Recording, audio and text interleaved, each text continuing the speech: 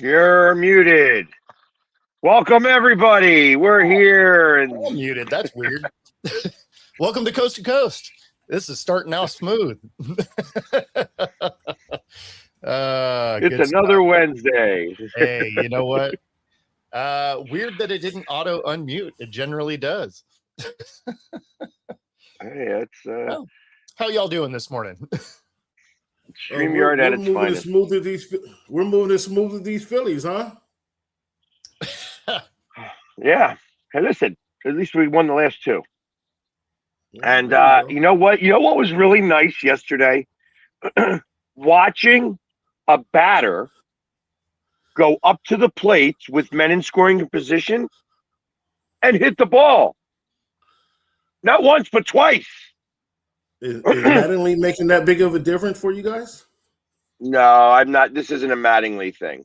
Yeah, unfortunately, this is one of these weirdo times where I feel like that this is, this team is going to win or lose based off of the team itself. It's not going to. It's not going to matter on the manager.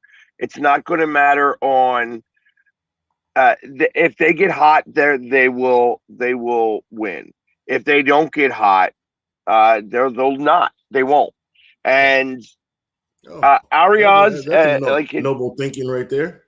Well, it's beyond anything else. Like, for instance, the Dodgers have an all-star team, so I'm going to take them out of the mix. The Rays have a good team, but are also very well coached and managed. So they win games because sometimes the manager actually makes a decision that wins them a game. Sure. There are right now, I feel like, especially in baseball, there are only a few managers that can really affect the outcome of a game. All the rest of that is done by the players themselves. And I don't know that Mattingly, although I can imagine like his baseball IQ is probably off the charts. I don't know that he's doing anything that creates wins. I think this is all based off of the players themselves. Interesting. So why have managers then if you're saying managers don't have an impact? No, I'm not saying they don't. I'm saying that currently I find that there are only a few managers. Okay. I think that the analytics runs baseball now. And I agree with you. From what I'm hearing, a lot of the decisions are taken out of the manager's hands and said this is where based on analytics. So Dave Roberts, is Dave Roberts one of those managers who can change the tide or turn the tide of a game? I think that the players trust Dave Roberts. So I feel that most of the things that he's going to do is really just decisions on. Hold on, buddy. Just please answer the question. Do you think is Dave Roberts one of those guys one of the managers in Major League Baseball who can change, who have an impact on baseball, on a game? I think that he could. Okay, Dave Roberts a few years ago his job was in peril. The job was before he got Shohei. They were wondering if Dave Roberts was the right guy for to coach the Dodgers. 100%. So, I also believe that he's got a team right now that all he has to do is change pitchers at the right time. That's all he's got to do. He can call different plays on the base paths. I mean, they don't hit and run anymore. There isn't any of that stuff in baseball anymore. So it's like you're swinging for the fences all the time. Does he have the ability to be able to make decisions that could win them games? Yes, I think that he does, because he did in the playoffs last year. I feel like that he won game 5. I think it was game 5. against Toronto specifically. And it was his decision making in that game that gave him that win. That the players themselves were not doing it, and he had decisions he made in that game. Like I'm like, that's a good move to do right now. I remember saying that to myself, like that's good for him to do. I mean, I hate the Dodgers. I hate them. I don't want them to win. It's fun. It's funny how we pick allegiance of a particular team. 20 years ago, I would have been right there with I hate your Dodgers. However, the Dodgers have been they're very opening and inviting. So I've grown to like the Dodgers. They've been inviting to me. So I would say, though, in all honesty, when you make the point that managers don't impact the games, or there's not many managers that impact the game, I would agree with you. However, in that same point, I will tell you though that Dave Roberts was on the chopping blocks. He's not anymore. I would suspect. I don't even think that's a conversation. But before they won the World Series, they won one. They won in what 17, 18, and then they lost, and then they came back and won 3. Right? Do I have that correct? Do I have that correct? Or did they lose? Or did they lose Houston? Did they lose to Houston? I think they lost one that really had everybody in peril about Dave Roberts. But then again, the last few, now a lot of this is talent, and I guess this is one of the questions I wanted to ask the two of you guys who follow baseball a lot more so than I do. Is what the Dodgers have become, is that good for baseball? Is that good for sports? So no, in fact, we were talking about it yesterday. Especially the way they added talent right at the trade deadline. Skubal is a main piece of that. I think they almost forced baseball into the strike. You know, we've been speculating that it was going to happen anyway, but now you look at what they've done, and it's like, yeah, they're almost going to force the hand of the 29 other owners. So there's actually talk. Why wouldn't the 29 other owners, somebody step up and compete against these guys? Like they have a biggest payroll. I get that, but there's other teams with a large payroll. There's other teams. The Mets aren't far behind, if my understanding is correct. Not anymore. Yeah, the Dodgers are unique though, and shout out to Rob for sending this to me yesterday. I forgot that they filed bankruptcy in 2011. Who's that? And so that's when they started their TV network that is outside of the revenue sharing of everybody else. That didn't start until 2011. The Dodgers spent, I think it was a year, maybe a year and a half without TV rights. Well, no, but I mean, it stemmed from that bankruptcy, and it allowed them to create this thing that doesn't have revenue sharing. So it gives them a little bit different scenario than the rest of baseball is my point here. So to the tune of what? I think it's about $70 million. I mean, ultimately it gives them an additional $70 million worth of revenue. We talked about this yesterday. Right. I think it was 68 million for some reason. That number sticks in my head. But it does give them a little bit of additional revenue, and they were allowed to do that because of the Chapter 11. Yeah, the restructuring, yeah. Correct. There is some talk right now around baseball, and I actually had conversations yesterday with a few different people that are close to the team, but not part of it. And there is talk saying that the owners are starting to collude against, like they made the situation kind of occur at the trade deadline with the Dodgers getting the best player to be able to force the issue.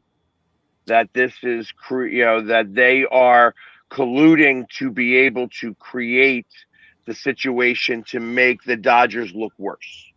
Why couldn't anybody else sign Screwball? They could have. Well, that there's a lot of talk that says, both sides of that Screwball would not go to anywhere else. That there were the Yankees, the Phillies, the Braves all tried to get him as well. And He preferred Los Angeles. He said that next year that he would sign in Los Angeles. So there's that, even though it's a rental, this is this is a rent to buy from what I understood, the way that he was explaining it. And right now, if you're a competitor and a competitive player and you want to win championships, why wouldn't you want to go play for the Dodgers? You know what I mean? Like, that's who you'd play for. I mean, there's no other team to really go for, because no other team is trying as hard as they are. Yeah, you're gonna get paid, and then you're gonna win. But you guys, help me out again. You guys are the baseball guys. I'm leaning to your knowledge. Does San Diego just can't compete? I remember they signed a couple of years ago. They signed an all-star team. San Diego, the Padres did. Are the Phillies? Are you guys just giving up? Are they done? Nobody has any chance? You still got to play the games, man. Well, I agree, but it sounded like a fait accompli. Listens to you guys. It sounded like a fait accompli. I mean, think of it in the 80s, 90s Yankees, right? They bought an all-star team and they won a lot of rings, but they didn't win every ring. So, I mean, you still have to play the games, but man, they're acquiring talent like nothing else right now. And you need them, and you're looking for the chinks in the armor and have to exploit them. Exactly. But you have to do that. That's where you have to have everything fall into place. So yes, when you ask me, is Mattingly creating any wins for the Phillies? At the moment, I would say no. He has not done anything that has created a win. However, when it comes to the playoffs and it comes to those decisions, when you have to start saying, hey, it's the third inning, am I going to have to take my starter out right now and risk going with somebody I don't trust as much and figuring my way through that and navigating my way through that? Because you can't give up one loss. You can't. I feel like that. I said this, what was it, 2 weeks ago, that the Phillies lost one of the games against the Dodgers already in the playoffs. They lost the game already. Yeah. They have to win the series in 4. They can't win it in 5. And I feel that, I believe that. So that means you have to make perfect decision making. And that's going to require the manager, and it's going to require the players to play. You know what I mean? You're not going to be able to just sit there and, hope that we get hits at the right times and such like that. So, like I said, the fact that we got Arias and the guy can hit the ball, and they put him in the number 4 spot. And what was his name? Who did you guys sign? Arias. I don't want to. I know I'm killing it. You know what he does? He hits the ball. I can't let you slide on that one. The ball. I couldn't let you slide on that one. Why does this, in all seriousness, why does this guy keep getting traded? This guy was, didn't this guy, a couple years ago, didn't he have it was either a batting streak, in-game batting streak, or his batting average was through the roof. It still is. He's able to hit the ball, but why does this guy keep getting traded? He had a tremendous stat that was we hadn't seen in 60 years of baseball. I forget exactly what it was, but I remember talking about him. Why does he keep getting traded though? This is like his third team since having that outstanding batting season, and he still has it. He falls into, so he was traded amongst teams in contention.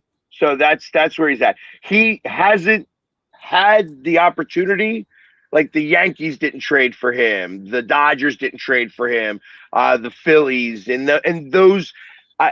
I feel like that this is the money tier, I guess we'll call it that for lack of any better term. Teams that have payrolls over $250 million.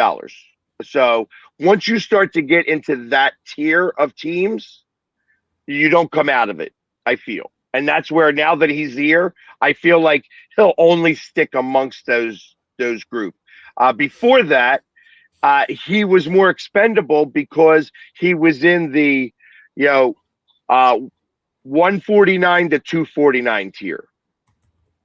And there's a lot more teams in that tiers. So it's his contract. Hopefully one of the listeners understand what you just said, because you lost me. Well, I'm just going by if you put, there's baseball teams that have payrolls under 150 million. And then there's teams that have payrolls between 150 and 250. And then there's teams that have 250 plus. And I'm using those as our numbers there. And he was in with teams when he was getting traded between the 150 and 250 mark. Once you get into the tier of 250 plus, your contract gets up. You get a lot more money in your contracts. Sure. And that's what's going to happen here. He's going to wind up getting more money.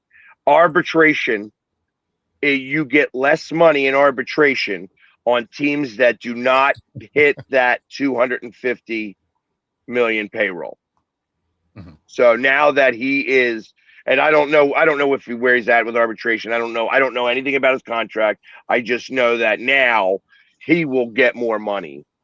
And because of that, he'll be in the 250 plus is what my thoughts are.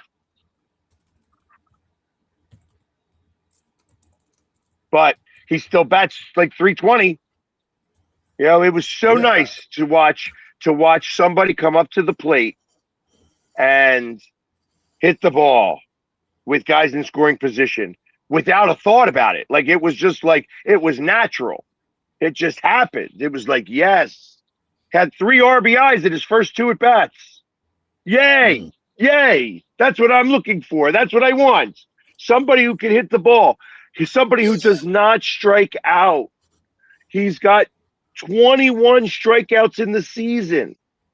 He also doesn't walk. This is a guy who can put, he's got his eye on the ball. That's the only thing I can really explain it. He can definitely. Oh, this dude led the league in hits 2 seasons. Yeah. No, it's hello. We keep waiting for the Mariners. This guy led the league in hits in 2 seasons. Twice he had over 200 hits. Mm-hmm.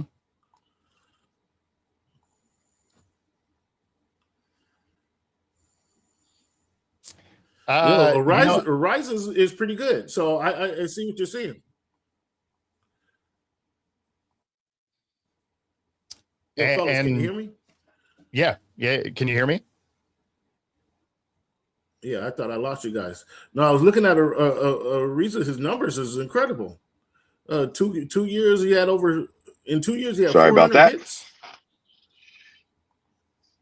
Yeah, dude is going to be solid. I think. Are we here? Can you guys hear me? Yeah, can you hear me? Yeah, we got you. Can you hear me? I'll be back. Bo, can you hear me? Yeah. He got a phone call, and so sometimes it knocks his headset out. No, I'm talking neither one. I wasn't getting a response from neither one of you guys.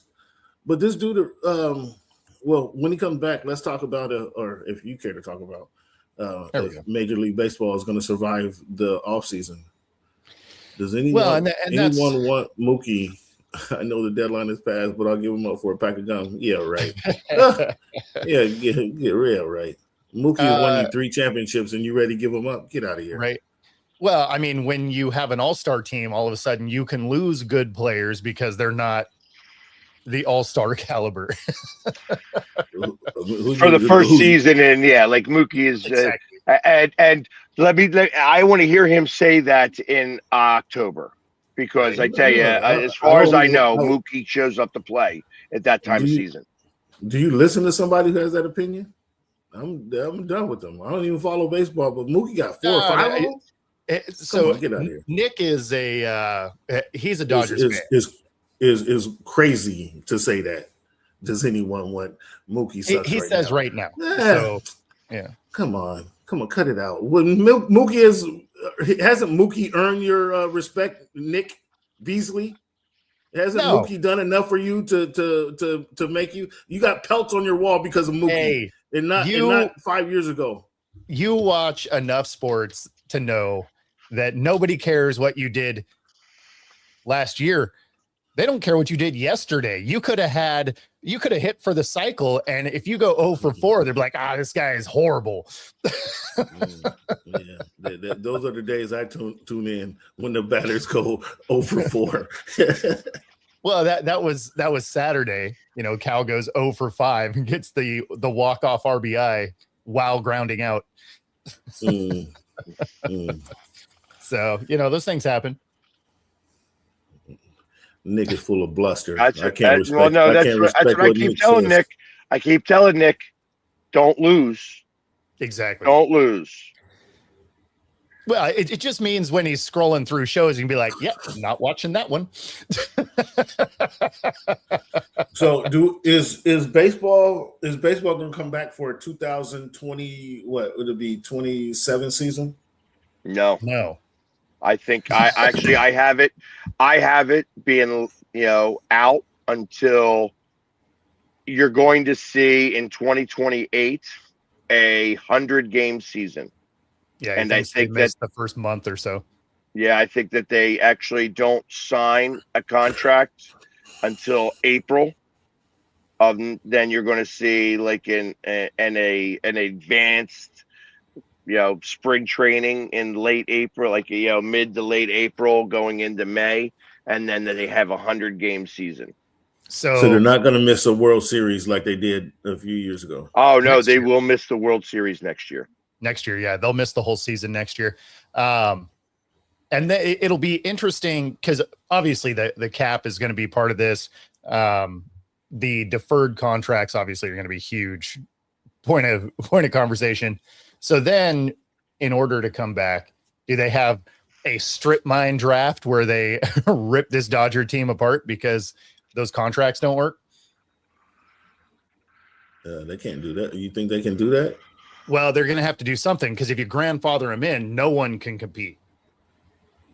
Because then that basically means everyone else has a cap and the Dodgers just don't because they already have everybody signed. So you got to do something. I mean, is it breaking down the wisest team in baseball? Is that? I mean, that just seems kind of. I mean, they're going to have a strike, so things are going to change, I guess. Exactly. Can you legislate breaking up Tom Brady and Bill Belichick? Yeah, well, see, the difference is they didn't also have every other all-star. They did that with Amendola and Edelman and, not exactly like crazy over-the-top talent.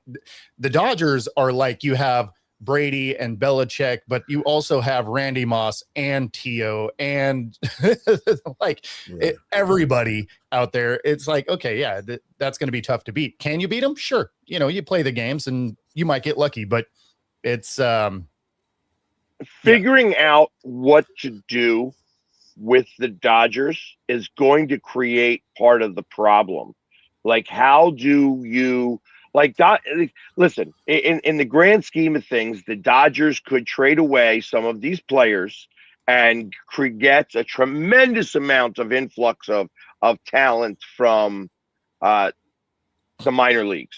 They would be able to really they would be able to start to trade that out. It becomes a matter of what are they going to have to do. And because the Dodgers are in a position where they don't have to do anything. They have to let all the dust settle and figure out then how we have to move forward. I don't think that, and that's what I would do. If I was ownership of the Dodgers and I was doing this, well, I abstain from everything. I'm abstaining from it all. Let you guys figure this all out because I'm winning championships and I am following the rules. Question for you, historians, Major League Baseball historians. I don't know the answer to this question, and I'm only asking just because I assume that I'm not the only one that doesn't know the answer to this. when the New York Yankees, what is the early 2000s, when they went on their run, when they won 3 in a row with, or 2 out of 3, 3 out of 4 with, before the Boston Red Sox beat them with, I can't even think of the captain's name. What's the captain's name? Derek Jeter and A-Rod, and they were stacking the deck over there. What was the difference? Why is it different now? Because it was just the evil empire with the Yankees. It's not different. Everything. There was so much hate. You should know this, being from the Seattle area. The few times we made it to the playoffs, the Yankees are who took us out.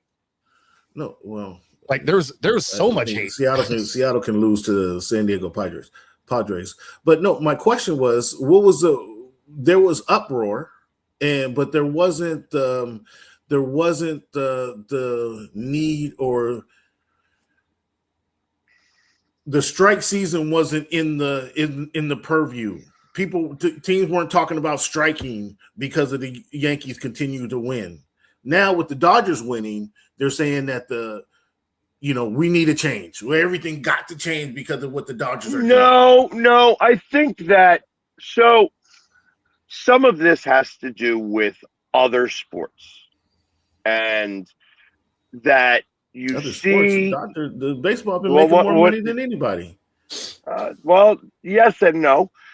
They are they're not making more than the NFL, and I feel that parity has created the feeling of unfairness, and baseball is always like I said, I feel like that the owners of baseball still go on fox hunts, that this is old money that control baseball, and that they don't want to see some of the change. You now have a point where it's when George Steinbrenner was doing it. Good point, Brian. That's a good point. He was paying all these guys, but it's like he still kept within the realm. You know what I mean? He didn't go. I don't know what you mean. You mean. That's why I'm asking the question. The money was different. So it's like it wasn't like he was the Yankees were the first team to go over 100 million, and then they went over 125 million. But there were still teams that were at 50, 60, 70 million. So they were higher, but not so much higher. The Dodgers have the payroll of 6 teams in Major League Baseball combined. They got that deal. They got that deal that, they're a regional team, and they got that great deal, the TV deal, which came out. I don't know if people do you guys recall were you guys even aware that it was I'm gonna have my years wrong, but I think it was 2017, 2018 that people in Los Angeles could not watch the Dodgers. I think it was a year and a half they could not watch the Dodgers. Because of that part ownership, because it was that bad ownership that messed everything up for the Dodgers, that now they're on the backside of that ownership. They changed the ownership, they forced the guys to sue. But were you guys aware that people in Los Angeles could not watch the Dodgers there for about a year and a half? Was it blacked out? Is that what you're talking about? No, they didn't have a TV deal. They did not have a TV deal. And that's when they held out, and they held out. I think it was DirecTV. Fox and DirecTV were competing because Fox had the rights, but DirecTV was the one to air everything. And so they could not come to an agreement. And so now once they worked it out, that's when they got this, land share, their own television station. The TV, they got their own TV rights. That's what's, in my understanding, changed everything for the Dodgers. They got these TV rights now. They're like $111 billion. Well, they planned it out for 17 years. But not having that, and now that they had that, the fans, and it was weird. I wasn't a baseball fan, so I wasn't as miffed as some of the baseball fans were. But if you want to see the Dodgers there for about a year and a half, you had to go to the game. And if you didn't go to the game, that was the era that Fox took their stuff off of DirecTV. Is that what that was? Because I remember that. Yeah. When they were you guys aren't giving us enough money. We're yanking all of our programming. Gotcha. Exactly. Okay. Exactly. So that was right about a year and a half. It was right about a year and a half. And then once they got on board, and Fox, they got the deal. Then they start winning. They start. We see what we see now, and that's how they're able to pay Shohei $750 million, and then advance $550 million of it. That's the thing, right? We're going to defer. Some of that's smart though, guys. Come on now, some of that's intelligent. It's within the framework of the rules. So what they're doing isn't cheating or doing anything. I mean, they're using the rules as they're defined. Now that's gonna change. And it's going to change. It's going to change tremendously. But and you look at it on the opposite side of things. And I'm gonna play the devil's advocate here, where Scott Boras has been fleecing Major League Baseball teams forever and doing this opt-out clauses and stuff like that. They've been creating. It's like, hey, listen, contracts, we can have anything we want in the contract. So now the Dodgers just chose to use that as leverage. Like, okay, well, we could defer this money. Well, why would Shohei want to play for only $2 million and defer all of that money? Well, for a couple of reasons. One, he makes more money off the field. I mean, he's making millions upon millions of yen out in Japan without even stepping foot on the baseball diamond. Not at all. Then Shohei has a pretty good gambling ring going on. So. He's got lots of stuff happening. Allegedly, do not sue the show. But all that being said, it's like, plus California laws that govern taxing is so weird, that they ultimately, for the $2 million that he's making only like $300,000. California takes a lot of money. No, but I'm talking to the 2 million. I'm not talking about the other 73 that's being deferred. Oh, okay. I mean, come on. You're trying to make it sound like Shohei's living off of $750,000. Come on now, cut it out. Well, but what I'm getting at is they are that deferment is because California is not going to be able to touch that money when he moves back to Japan, and he's not making that money in California. He's actually, that money got deferred, so it's not taxable the same way as the $2 million is.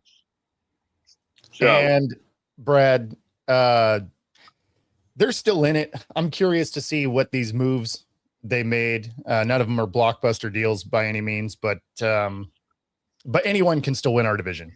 Except the Angels. Brad, you had them stumbling there. I like that, Brad. Great question. You actually had both stumbling on the Seattle Seahawks.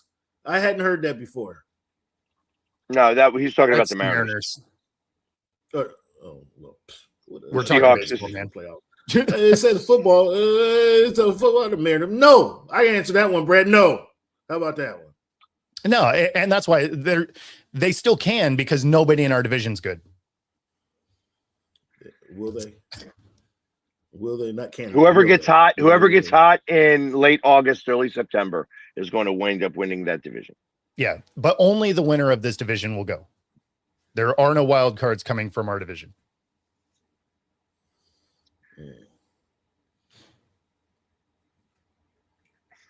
No, like if that was about the Seahawks, it'd be like, yeah, they're going to the playoffs. Like, so Pax. Has LeBron have they gave LeBron number 6 yet to wear this season? Has he requested? He's wearing 23. He's wearing 23. You sure about that? That's the number that they're giving everybody. That they're putting everybody to. That's what they're selling is 23. Yeah, I think that there was. Listen, and I don't know this from LeBron. I mean, I know that Dr. J, it was alleged that Dr. J was willing to allow him to wear that number. I think LeBron had a too high of a respect level for Dr. J. to wear it. I mean, he wore that number in Miami. Well, no, but it's not. It wasn't retired in Miami by Dr. J. No. You know what I mean? You. So it's. I get you. I get you. So I can't say that. But they have him, like they're selling jerseys right now. Out 23 of 23. Yeah. Okay. So. Any talk of him coming off the bench? Have you heard him respond to that yet? Well, Sixth man of the year. No, they're too busy talking about where he's going to live and how he's going to get to work every day. Yeah, that's true. What's your thoughts on that? What is your thoughts on that? What did that say to a Philadelphia market that I know personally craves and loves and supports their fans or their players that play for the Eagles, that play for the 76ers, that play for the Phillies? Like, they're diehard. Even well, do you root for the Devils? Do you root for the Devils or no? Is the Devils? No, I'm not a Devils fan. I'm a Flyers fan. Okay, but the Devils your owner owns the Devils, doesn't he? The owner of the owner of the Sixers owns the Devils. Okay. And he also owns the Washington Commanders. I don't like them either. He owns the Commanders. He does. The owner of the Sixers owns the Commanders and Josh Harris. Josh Harris. Yeah. Okay. So I'm interested in how these passionate Philly fans or passionate Philadelphia sports fans feel about LeBron James coming to town. Like, is the world opening up? Is the oysters opening up for you guys? Like, how do you guys feel about LeBron coming to town and then saying, well, I'm going to live up in New York and I'm going to commute to town? How do you guys feel about that? I don't care where you live. Yeah, exactly. Why does that matter to me? Truth of the matter is that I know that I feel a lot differently than a lot of other people, and there is a buzz and excitement about the Sixers that hasn't been here since 2001, 2. You know, like since Allen. Was there a buzz? Was there a buzz in? Was there a buzz in, or were they just end up being better than everybody anticipated? Well, no, I think there was absolutely a buzz. I mean, Allen Iverson was that guy. You know, so he was able. Nobody thought. Nobody. Sorry to cut you off. I'm sorry. Go ahead. I apologize. No, it's just that I think Allen Iverson, that the team and the energy that was created, who I think that the energy was really created by the president at the time, Pat Croce. Pat Croce was an amazing gentleman and had, and very just monstrously with the energy, and made the Sixers more of what they were. You know what I mean? I think that they were amazing because of that, and it helped once he got let go, because Ed Snyder has an ego. And Ed Snyder was like, the Sixers were topping the Flyers, and he couldn't handle that.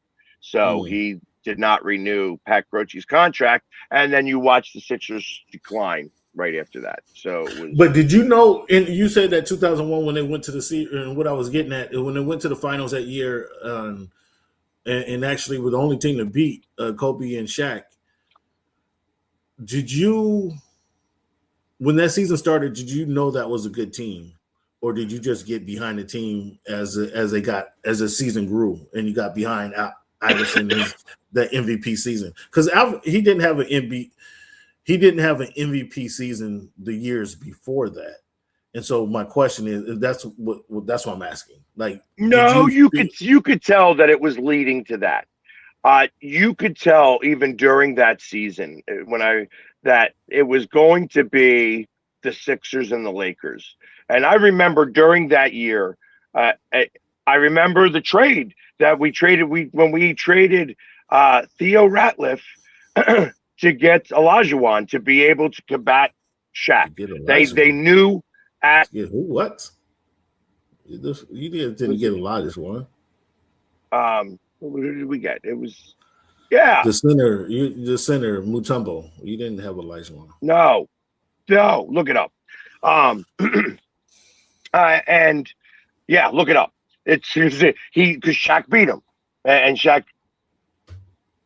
Yeah, it was. We wound up trading in the middle of the season to get him and to be able, because that was our problem. We had. Let me make sure. Let me make sure. I want to. And as a fun prop bet, you can guess who's right here on Coast to Coast using the QR code on the screen. Up to 125% of your first 3 deposits, 10% bet guarantee on whether or not Cam knows more about Philly than the Philly sports guy. Not a real prop bet, but Mutombo. Yeah, I'm sorry, Mutombo. You're correct. Not Olajuwon. I didn't hear what you just said, Pax. You are correct. You are correct.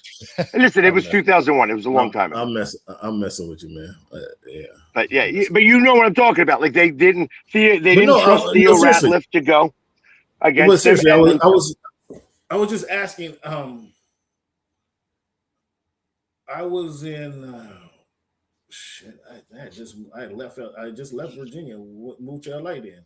But I was just asking because your opinion. I wasn't in Philly, so I didn't know the environment or the atmosphere of that 76ers team.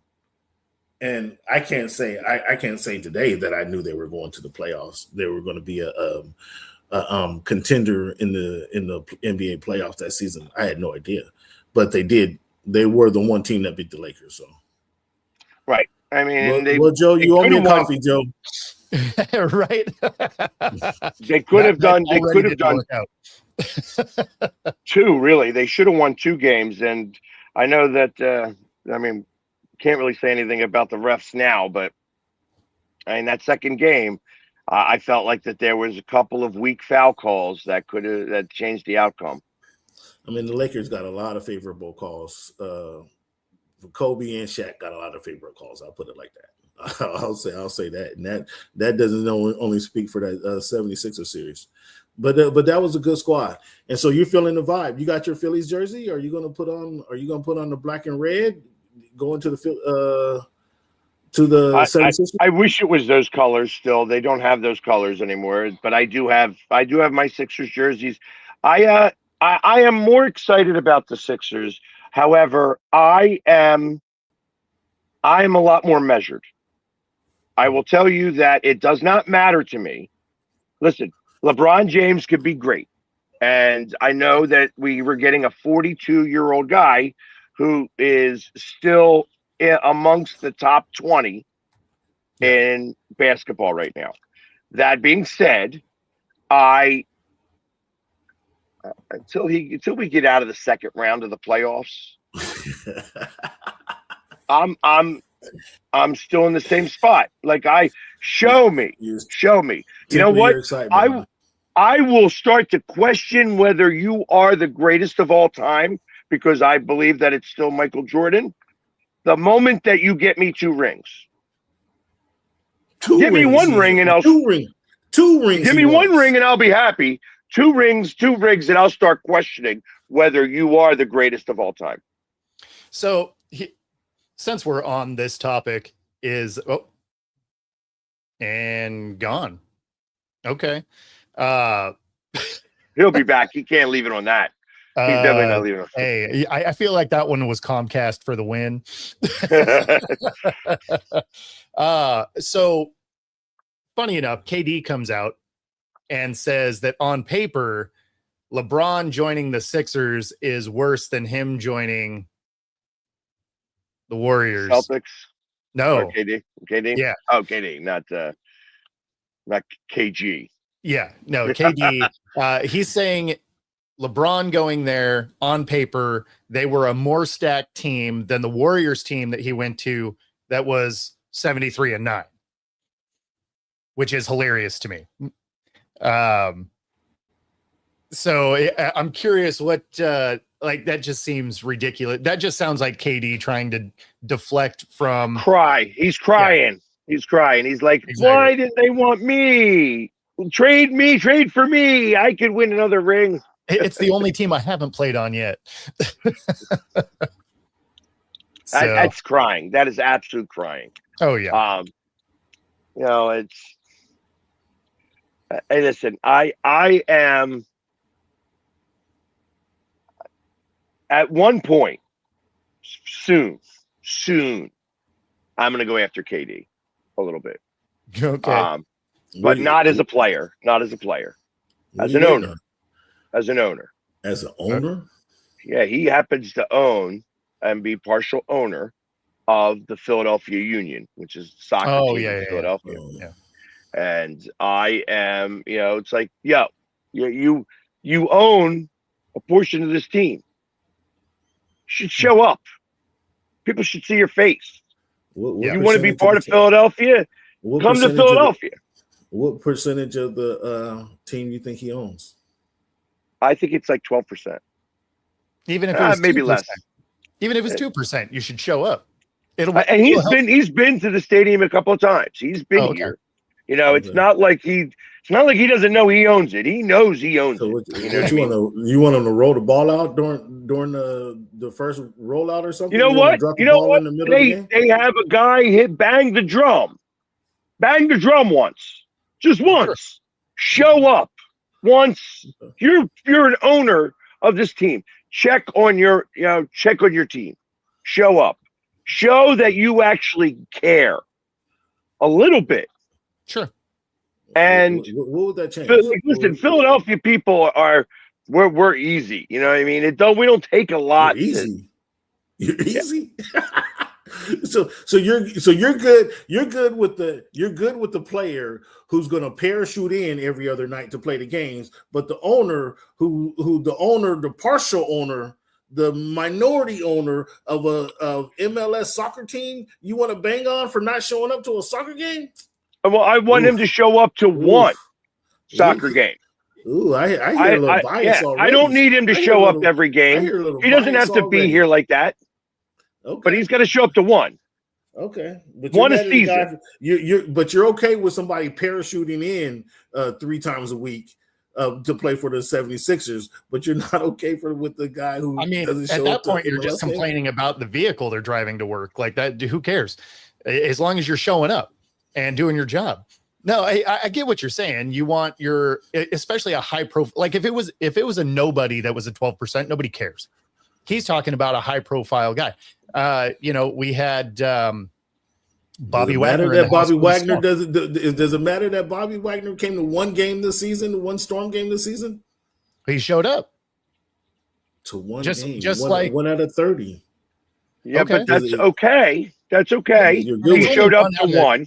It's also only 1 out of like 17 because there's only 45 games anyway. But I mean, you ended up with Marshawn Lynch coming to the Seawolves games, right? He popped into a couple of those. He's a new owner there. He does show up to, Sounders games. So, I mean, he's just trying to say, hey, show up in the building because you're a high profile guy. Otherwise, nobody would care. Like we only found out about one of the minority owners here in Seattle because she said some dumb stuff that got her suspended for 5 games. Otherwise, I wouldn't have known she was part of the ownership group. What was that about? Man, that's for a different show. The owner decides to go after teenagers. Oof. We don't have time to unpack that one again. So we spent the whole show on it. Yeah. Yeah. I would have had no idea who this lady was. but okay. Well, but that's my point is nobody cares that she was at a game because nobody knew who she was. You're talking about Kevin Durant.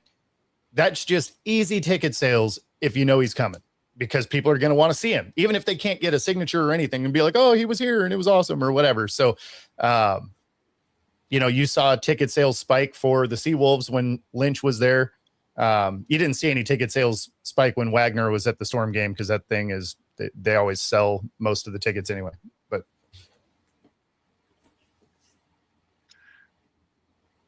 So and there you have it. Yeah. No, I mean, if you got a high profile owner, you want him in the building. And once. Yeah. Just you don't got to be there every game. You don't have to sit there. Listen, show the people. Show the people. Like you want to be part of Philadelphia. Mm-hmm. All you got to do is show your face. It's not hard. I don't think he cares about being part of Philly. Hypocritical, but who am I? I'm living on the West Coast up in the far corner of the Northwest. So that sounds a little hypocritical though, Pags. I don't think it's hypocritical. I mean, you're the one that owns the team, not me. You know what I mean? It's like I show up for your team. Yeah. I am doing those types of things to further the team along. And I can only do, I can't play, but I can give energy. Sure. I can give excitement. You know what you could do? You could do all of those things just by showing up to one game. Yeah. And it gives a feeling to your constituents, the people that are investing money in your team, the people that are making you money. And you don't have to do it to an obscure one. Show up to the national televised ESPN game, right? Make it worth your time. Be like, look, I'm here, and get all the TV time you want. And actually, you don't even have to stay for the whole game. Stay till halftime. You wave. You do a quick interview, and you roll. That's what it is. It's like, listen, I understand this is an investment. This is not anything other than that. But you're the one that chose to make the investment here. You're the one that chose, hey, listen, I think that I would like to own a professional team, and we're going to make it in Philadelphia. Who knows what tomorrow is going to bring for you? That's kind of why I look at this. It's like there could be a situation that occurs, God forbid, that something happens to his knee that he can't play basketball ever again. And you're going to rely on some of those things. You're going to rely on the fact that you made sound investments. You think he's going to lean on the feelings from this? What team did he invest in? The Philadelphia Union. The Union. It's not just that. I mean, he's going to have other investments too. Keep him oppressed. But you're going to. I think that you would. Listen. If that's where you're going to be making some money, you may decide at that point, and maybe that's part of the thought process. He don't need to go now, because when he's retired and he ain't got nothing else to do, he can go then, and people are still going to love him. So maybe that's the thought process. I don't know. I'm just going into him a little bit because you own this team. You ain't doing nothing. I know you're sitting around, you're doing your workouts or whatever, but you're sitting at your home, going in the pool, relaxing. Take a flight out. The good thing is he's not showing up to those games, but he watches shows like this because he likes to be mad about stuff. Oh my goodness. Pax said he ain't doing nothing. You can go to the game. The Sixers are going to go to the playoffs. More than half the league make it to the playoffs, including the play-in. So yeah, they're going to be a top 3 team out of these. Over under on wins. If I put the number at 49.5 for the Sixers. They'll win over 50 games. Yeah, that's what I'm thinking. I'm thinking you're going to be like 54. They'll win over 50 games, regardless of who plays. I think, regardless of who plays in the various lineups that they put out. I think they're 50. What we gave team. We gave them all playing together. What the over under we came up with is like 24. I came up 25 at that. 25. It's 25 for that. So, I mean, I give that an over. Not much over, but I think that goes over. I think if it was 35 or 30, even 30 and a half, like if they had to get over 31 games together, I don't know that they make that. Yeah, I think injuries probably keep that from happening. But and I didn't see the schedule. It depends on how many back-to-back games they have. True. Yeah. So it's still going to be worth watching. To see how these guys fail is how I think a lot of the countries are going to be watching this. I mean, again, you have to be pretty bad because more than half the league gets in the playoffs. So, the playoffs are a given. Playoffs are a given. But do they get past the second? Do they get past the second round, like Pax was talking about? If you get past the second round, I'll pay attention to you. Hey. And we'll have to listen. It's what I do for a living. I'm forced to pay attention, Yeah. so I don't have a choice. However, I am going to keep myself measured up until that point. Like, listen, That's right. I commend you. I commend you on that. I commend you on that because I'm not sure the rest of your compadres are doing the same thing. No, I think that they're a lot more excited. Things are a lot more excited. Sure. If I was to poll everybody, I'd be willing to bet that at least 2 out of every 10 people are going to say they're going to win it all, hands down, no questions asked. Well, that's a modest number. That sure is a modest number. 2 out of 10. Because fan is short for fanatic. Of course they are. Like those are where those ridiculous, just unhinged takes come from. That's how you end up with so many Cowboys fans. This is our year. It's like, yeah, it's been your year for 30 years. Calm down. Like Philly was signing LeBron and then winning the championship is not unhinged. It's not an unhinged thought. But I would suspect I'd be disappointed in Philadelphia fans if I talked to 20 of them and 4 of them told me they're going to win it all. I'd be disappointed in you guys. I'd be wondering why is the sky falling? Well, where's the black cloud around over here? Well, no, I think people are just understanding the fact that we haven't made it out of the second round. And also understanding that these guys, although are superstars, get hurt all the time.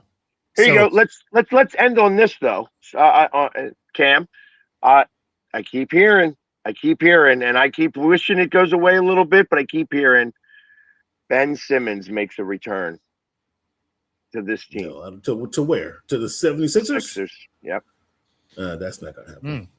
Well, he was a clutch client. He was a clutch client. I don't know if he still is. I know he was a clutch client. Which, if he is still a clutch client, then I'll give that some legs. That I can't confirm if he's a clutch client or not. But if he was a clutch client, I would give that some legs. I mean, to be honest, I don't know how much I hate it because you need. Yeah. I feel like you need somebody to take up 20 minutes a game, and you need somebody to play defense. And if he's going to pass the ball off, you might as well pass it off to LeBron. Who cares? Yeah. If you're not going to shoot the ball, give it to the guy who's going to shoot the ball, and you've got plenty of them.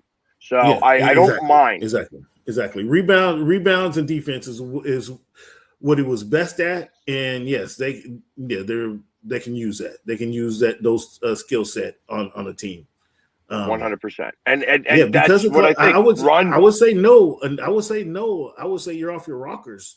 But he was a clutch client. And that's knowing that Rich Paul does a good job of not only taking care of the guys but keeping the guys together. I think that's I would not be surprised if that signing came down the pipe in the next week. And there was a time when LeBron was thinking about figuring out what team to go to, or like figuring out who to come to LA, that Ben Simmons was a big part of that conversation. No, so, I don't think that was the case.